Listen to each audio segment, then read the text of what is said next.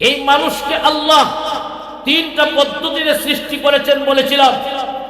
একটা পদ্ধতি হলো মা বাবা ছাড়া আদম এবং হাওয়া।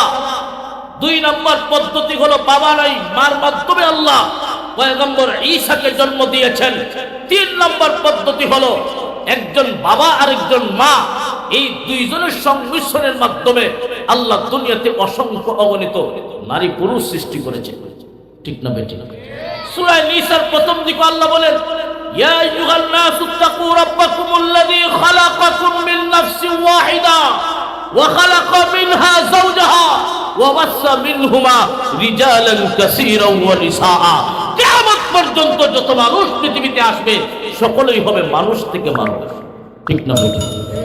তাহলে এই আকীদা আমরা মুসলমান মানতে পারি না। আমাদের ছেলে মেয়েকে এমন শিক্ষা দেওয়া হবে এই দেশের কোন মুসলমান মেনে নিতে পারে না।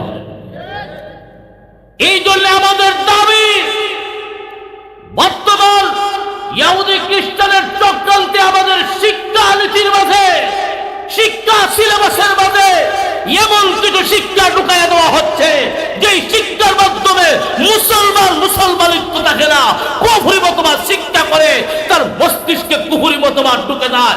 ওই মানুষটাই বড় হয়ে নাস্তিক হয়। ঠিক না বেঠিক?